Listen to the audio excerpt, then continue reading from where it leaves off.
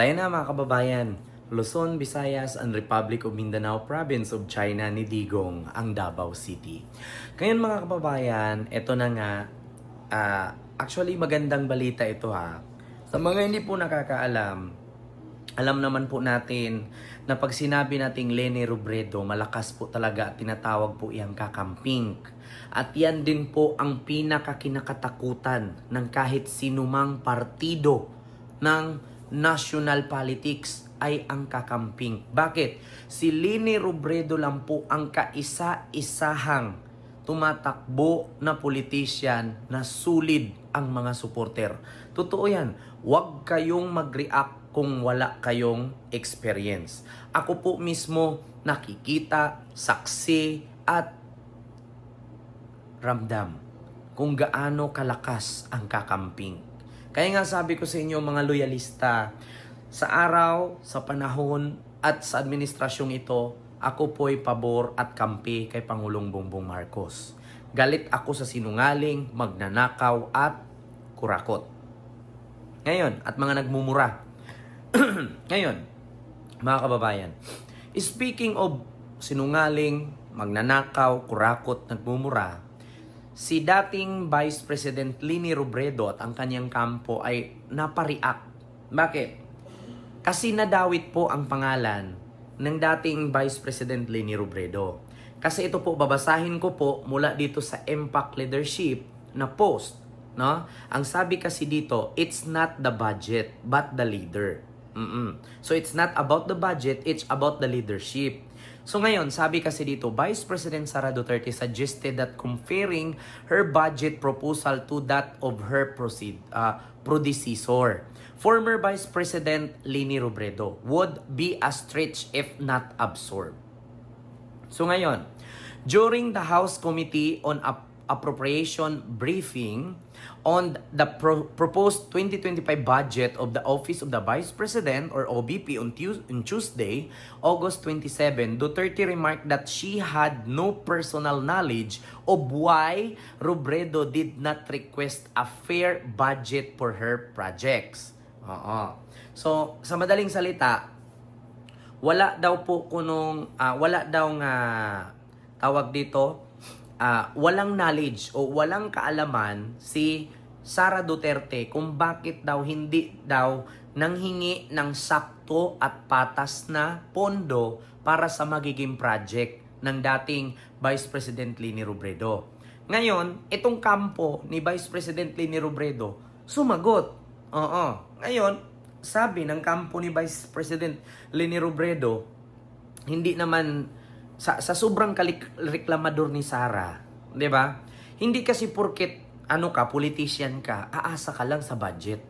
Gumawa ka ng paraan, huwag kang tamad. Puro ka reklamo. Kaya sinagot siya ng kampo ni Leni Robredo. Hindi naman umasa si Vice President Leni Robredo na bigyan siya ng malaking budget o malaking pondo para sa mga proyekto. Kasi noong Vice President, si dating Vice President Leni Robredo, hindi siya umaasa sa budget ng gobyerno.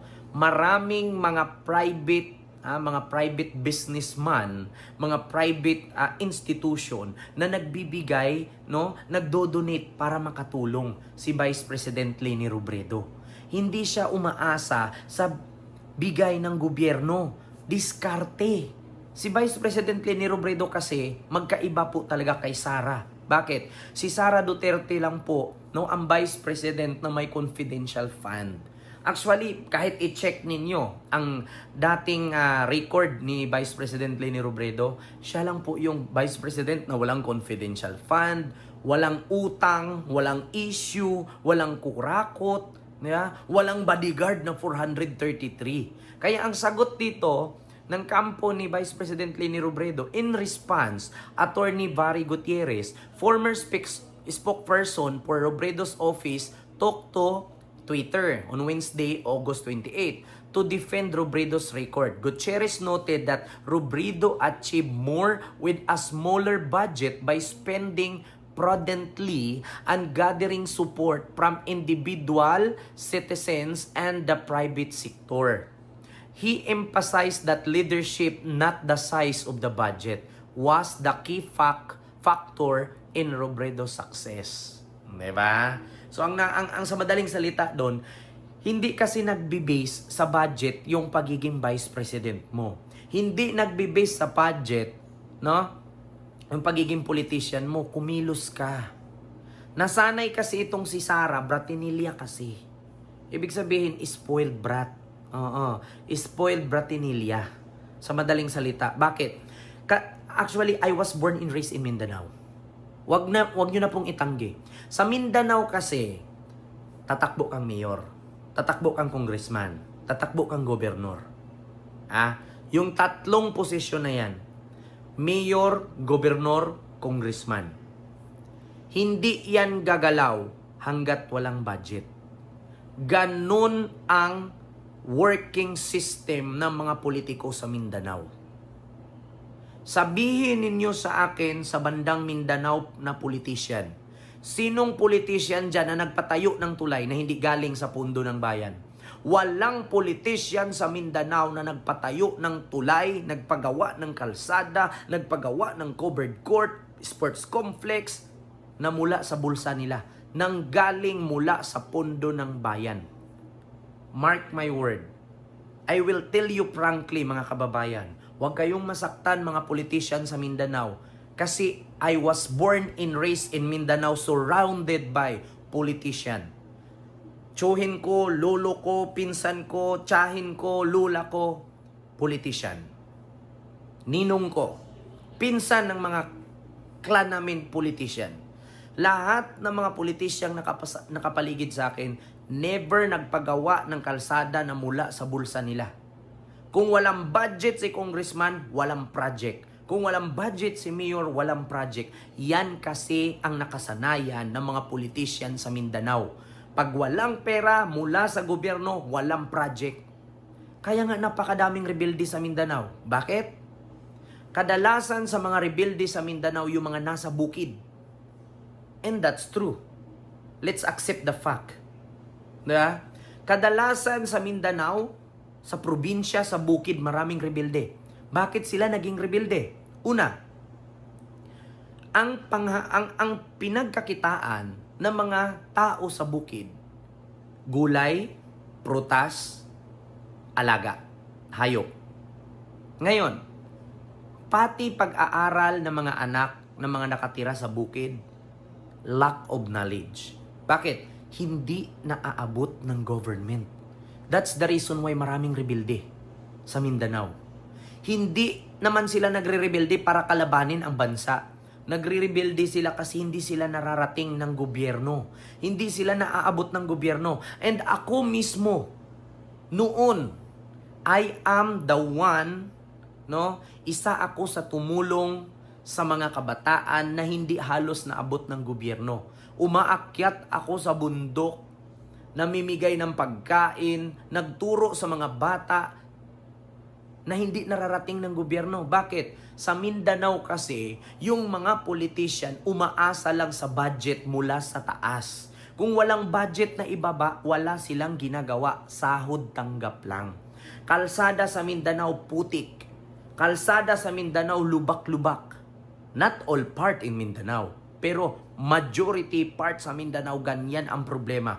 Tulay, panuorin nyo ang vlog ng Jessica Soho.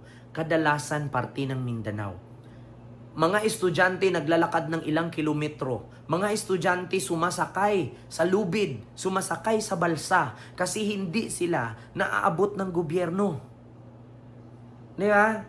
Kasi kadalasan sa mga government official sa Mindanao, not all naman, huwag kayong masaktan, umaasa sa pundo. Kaya si Sara, umaasa din kasi sa pundo, hindi marunong dumiskarte. Kaya ito, napasagot ang kampo ni dating Vice President Leni Robredo, na bakit daw si Leni Robredo hindi nanghingi ng project, naging successful yung pagka-vice president niya. Si Leni kasi madiskarte, sanay sa hirap. Hindi kasi si Leni sanay sa pundo lang. Pag may pundo, gumagalaw. Si Leni kahit walang pundo, gumagalaw. Di ba? Yan kasi ang sakit ng mga politician sa bandang Mindanao. Pag walang pundo mula sa gobyerno, wala silang proyekto. Pag may pundo naman, kinukupitan pa. Huwag kayo magalit, which is totoo. Sa amin, sa lugar namin sa Mindanao, ang pinaka number one problem namin ang baha. Kapag binaha, hindi makakatawid ang tao. Bakit? Walang tulay. Bakit walang tulay? Sino ba dapat ang gagawa ng tulay? Si mayor, si congressman, si gobernur. Ang problema, si mayor, si congressman, si gobernur, wala din naman magawa. Bakit? Wala naman pera. Nag-aantay lang ng pundo. Nagpo-propose ng budget sa national budget. 10 million. Oh, paggawa ng tulay, 10 million daw di umano. Oh, ending, yung 10 million, 5 million lang na paggawa. Oh, yung 5 million, kukuhaan pa ni kontraktor. 5 million, bulsa ni mayor, ni congressman, ni gobernur. Yung 5 million, bubulsa pa yung 250 million ni foreman, ni kontraktor. 250 million na lang gawain tulay. Kaya pag binaha, 3, 4, sira na yung tulay. Another project na naman. That's the reason why maraming rebelde sa parting Mindanao. Di ba? And that's the reason why na magkaiba po talaga si Leni Robredo at si Sara Duterte. Si Leni Robredo marunong sa diskarte, si Sara Duterte is spoiled. Yun ang totoo. And that's all, mga kababayan. Huwag kayo masaktan sa akin mga DDS. No? So yun lamang. Maraming salamat and see you next vlog. God first. Thank you.